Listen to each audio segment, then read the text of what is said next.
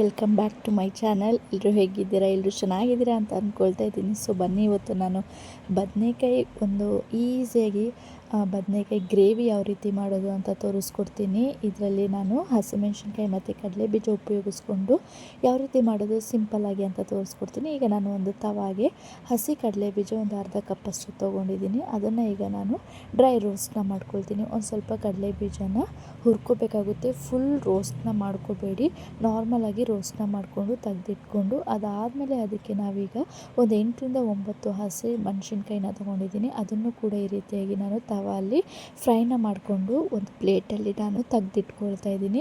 ಈಗ ನಾನು ಹಸಿ ಮೆಣಸಿನ್ಕಾಯಿ, ಕಡಲೆಬೀಜ ಹಾಗೆ ಒಂದು 4ರಿಂದ 5 ಎಸಳು ಬೆಳ್ಳುಳ್ಳಿನ ಕೂಡ ತೊಗೊಂಡು ಈಗ ನಾನು ಮಿಕ್ಸಿ ಜಾರಲ್ಲಿ ಕಡಲೆಬೀಜ ಎಷ್ಟಾಗುತ್ತೋ ಅಷ್ಟು ಸಿಪ್ಪೆನ ತೆಗೆದು ಈಗ ಅದನ್ನು ತರಿಯಾಗಿ ನಾನು ಮಿಕ್ಸಿ ಜಾರಲ್ಲಿ ಮಿಕ್ಸಿಗೆ ಹಾಕ್ಕೊಳ್ತೀನಿ. ಈಗ ನೋಡ್ತಾ ಇದ್ದೀರಲ್ವ, ಈ ರೀತಿ ತರಿಯಾಗಿರಬೇಕು. ಈಗ ನಾನು ಒಂದು ಬಾಣಲೆಗೆ ಒಂದು 3ರಿಂದ 4 ಟೇಬಲ್ ಸ್ಪೂನಷ್ಟು ಎಣ್ಣೆನ ಹಾಕ್ಕೊಂಡು ಅದಕ್ಕೆ ಸಾಸಿವೆ, ಕರಿಬೇವು ಹಾಗೆ ಸಣ್ಣದಾಗಿ ಉದ್ದುದಕ್ಕೆ ಹೆಚ್ಚಿಟ್ಕೊಂಡಿರೋ ಈರುಳ್ಳಿನ ಹಾಕ್ಕೊಂಡು ಬಾಡಿಸ್ಕೊಳ್ತಾ ಇದ್ದೀನಿ. ಇದನ್ನು ನೀವು ಈರುಳ್ಳಿ ಹಸಿ ವಾಸನೆ ಹೋಗೋವರೆಗೂ ಹಾಗೆ ಒಂದು ಸ್ವಲ್ಪ ಕಲರ್ ಚೇಂಜ್ ಆಗೋವರೆಗೂ ನೀವು ಇದನ್ನು ಫ್ರೈನ ಮಾಡ್ಕೊಳ್ಬೇಕಾಗುತ್ತೆ.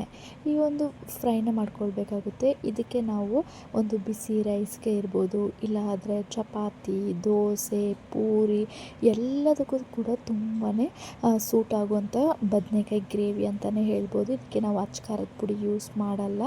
ಜಸ್ಟ್ ನಾವು ಹಸಿರು ಮೆಣಸಿನ್ಕಾಯಿ ಮತ್ತು ಕಡಲೆಬೀಜದ ಪೌಡರ್ ನಾವೇನು ರುಬ್ಕೊಂಡಿರ್ತೀವಲ್ಲ ಅದನ್ನು ಹಾಕ್ಕೊಂಡು ಮಾಡ್ಕೊಳ್ಳೋದು ತುಂಬಾ ಅದ್ಭುತವಾಗಿರುತ್ತೆ ಅಂತಲೇ ಹೇಳ್ಬೋದು.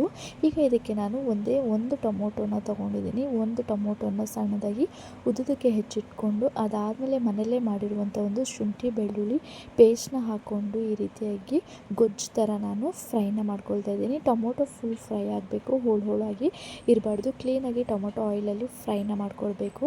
ಅದಾದಮೇಲೆ ನಾವು ಏನು ಮಿಕ್ಸಿ ಜಾರಲ್ಲಿ ಕಡಲೆಬೀಜ, ಬೆಳ್ಳುಳ್ಳಿ ಹಾಗೆ ಹಸಿಮೆಣಸಿನ್ಕಾಯಿನ ಪೇಸ್ಟ್ ಮಾಡ್ಕೊಂಡಿದ್ವಿ, ತರಿಯಾಗಿ ನಾವೇನು ಗ್ರೈಂಡ್ನ ಮಾಡ್ಕೊಂಡಿದ್ವಿ, ಸೊ ಅದನ್ನು ನಾವು ಆಯಿಲ್ಗೆ ಒಂದು 2ರಿಂದ 3 ಟೇಬಲ್ ಸ್ಪೂನಷ್ಟು ಹಾಕ್ಕೊಂಡು ಫ್ರೈನ ಮಾಡ್ಕೊಳ್ಬೇಕಾಗುತ್ತೆ.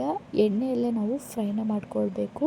ಬದನೇಕಾಯಿ ಹಾಕಿದ್ಮೇಲೆ ಹಾಕಬಾರ್ದು ಈ ಒಂದು ಮಸಾಲೆನ. ನಾವೇನು ಗ್ರೈಂಡ್ ಮಾಡ್ಕೊಂಡಿದ್ದೀವಿ ಅದನ್ನು ಇದನ್ನು ಮುಂಚೆನೇ ಆಯಿಲಲ್ಲಿ ಈರುಳ್ಳಿ ಟೊಮೊಟೊ ಹಾಕಾದಮೇಲೆ ಇದು ತರಿಯಾಗಿ ರುಬ್ಕೊಂಡಿರೋ ಮಿಶ್ರಣನ ನಾವು ಸೇರಿಸ್ಕೊಂಡು ಕ್ಲೀನಾಗಿ ಆಯಿಲ್ ಫ್ರೈನ ಮಾಡ್ಕೊಳ್ಬೇಕಾಗುತ್ತೆ. ಸೊ ಅದಾದಮೇಲೆ ಇದಕ್ಕೆ ನಾನು ಟರ್ಮರಿಕ್ ಪೌಡರ್ ಅಂದರೆ ಅರಿಶಿನ ಪುಡಿನ ಒಂದು 1/4 ಟೇಬಲ್ ಸ್ಪೂನ್ ಹಾಕ್ಕೊಂಡು ಮಿಕ್ಸ್ನ ಮಾಡ್ಕೊಳ್ತೀನಿ. ಈಗ ಎಣ್ಣೆ ಬಿಟ್ಕೊಂಡಿದೆ ಅಲ್ವಾ, ಎಣ್ಣೆ ಬಿಟ್ಕೊಂಡಾದಮೇಲೆ ನಾವು ಉದ್ದುದಕ್ಕೆ ಸಣ್ಣದಾಗಿ ಹೆಚ್ಚಿಟ್ಕೊಂಡಿದ್ವಲ್ಲ ಬದನೇಕಾಯಿ, ನೀವು ಈ ಬದನೇಕಾಯಿ ಪರ್ಪಲ್ ಕಲರ್ ಬದನೇಕಾಯಿ ಆದರೂ ತೊಗೋಬೋದು, ಇಲ್ಲ ಗ್ರೀನ್ ಕಲರ್ ಬದನೇಕಾಯಿ ಬರುತ್ತಲ್ವ ಅದು ಕೂಡ ನೀವು ತೊಗೋಬೋದು, ಇಲ್ಲ ಗ್ರೀನ್ ಕಲರಲ್ಲೂ ಬರುತ್ತಲ್ವ ಉದ್ದ ಬದನೇಕಾಯಿ, ಗುಂಡು ಬದನೇಕಾಯಿ, ಯಾವ ಬದನೇಕಾಯಲ್ಲೂ ಈ ಒಂದು ರೆಸಿಪಿನ ಮಾಡಿದ್ರೆ ತುಂಬಾ ಅದ್ಭುತವಾಗಿರುತ್ತೆ ಅಂತಲೇ ಹೇಳ್ಬೋದು. ಇದಕ್ಕೆ ನಾವು ಒಂದು 15ರಿಂದ 20 ನಿಮಿಷ ಆದರೂ ಬೇಯಿಸ್ಕೋಬೇಕಾಗುತ್ತೆ. ನೀವು ಒಂದು ಅರ್ಧ ಕಪ್ಪಷ್ಟು ನೀರನ್ನು ಸೇರಿಸ್ಕೊಂಡ್ರೆ ಸಾಕು, ತಿಕ್ಕಾಗುತ್ತೆ. ರೈಸ್ಗೂ ಕೂಡ ತುಂಬಾ ಸೂಪರ್ ಕಾಂಬಿನೇಷನ್ ಅಂತಲೇ ಹೇಳ್ಬೋದು. ಅದಾದಮೇಲೆ ಇದಕ್ಕೆ ನಾನು ರುಚಿಗೆ ತಕ್ಕಷ್ಟು ಉಪ್ಪನ್ನು ಸೇರಿಸ್ಕೊಂಡು ಕ್ಲೀನಾಗಿ ಬಾಡಿಸ್ಕೊಳ್ತೀನಿ. ನಿಮಗೆ ನೀರು ಬೇಕಾಗಿಲ್ಲ ಅಂದ್ರೂ ಕೂಡ ಇದೇ ಥರನೇ ನೀವು ಸ್ಲಿಮ್ಮಲ್ಲಿ ಇಟ್ಕೊಂಡು ಒಂದು 10 ನಿಮಿಷದಿಂದ 15 ನಿಮಿಷವರೆಗೂ ಬೇಯಿಸ್ಕೊಂಡು ಕೂಡ ತುಂಬಾ ರುಚಿಯಾಗಿರುತ್ತೆ. ಜೋಳದ ರೊಟ್ಟಿಗೆ ಮಾತ್ರ ತುಂಬಾ ಸೂಪರ್ ಕಾಂಬಿನೇಷನ್ ಅಂತ ಹೇಳ್ಬೋದು. ಉತ್ತರ ಕರ್ನಾಟಕ ಸೈಡು ಜಾಸ್ತಿ ಇದೇ ಥರನೇ ಮಾಡ್ತಾರೆ ಅಂತಲೇ ಹೇಳ್ಬೋದು.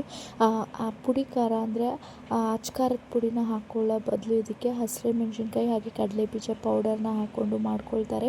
ತುಂಬಾ ಅದ್ಭುತವಾಗಿರುತ್ತೆ. ಅದಾದಮೇಲೆ ಎಲ್ಲವನ್ನು ಹಾಕ್ಕೊಂಡಾದ್ಮೇಲೆ ಈಗ ನಾವು ಲಿಡ್ನ ಕ್ಲೋಸ್ ಮಾಡಿಬಿಟ್ಟು ಒಂದು ಸ್ವಲ್ಪ ಹೊತ್ತು ಬೇಯಿಸ್ಕೊಳ್ಬೇಕಾಗುತ್ತೆ. ಒಂದು 10 ನಿಮಿಷ ಆದರೂ ನಾವು ಲಿಡ್ನ ಕ್ಲೋಸ್ ಮಾಡಿ ಅದಾದಮೇಲೆ ನಾವು ಲೋ ಫ್ಲೇಮಲ್ಲಿ ಇಟ್ಕೊಂಡು ಬೇಯಿಸ್ಕೊಂಡ್ರೆ ಅದ್ಭುತವಾಗಿರುವಂಥ ಒಂದು ಗ್ರೇವಿ ರೆಡಿ ಆಗುತ್ತೆ ಅಂತಲೇ ಹೇಳ್ಬೋದು. ನೋಡ್ತಾ ಇದ್ದೀರಲ್ವ ಎಷ್ಟು ಅದ್ಭುತವಾಗಿ ಕಾಣಿಸ್ತದೆ ಅಂತ. ಖಂಡಿತವಾಗೂ ನೀವು ಕೂಡ ನಿಮ್ಮ ಮನೆಯಲ್ಲಿ ಟ್ರೈ ಮಾಡಿ ಅಂತ ಹೇಳ್ತಾ ಇದ್ದೀನಿ. ಸೊ ಇನ್ನೇನು ಎಲ್ಲ ಫ್ರೈ ಆಗಿದೆ ಅಂತ ಅಂದಮೇಲೆ ನೀವು ಇದಕ್ಕೆ ಚಿಕನ್ ಮಸಾಲಾನ ಒಂದು ಅರ್ಧ ಟೇಬಲ್ ಸ್ಪೂನಷ್ಟು ಹಾಕ್ಕೊಂಡು ಬಾಡಿಸ್ಕೊಂಡ್ರೆ ಬದನೇಕಾಯಿ ಗ್ರೇವಿ ರೆಡಿ ಆಗುತ್ತೆ.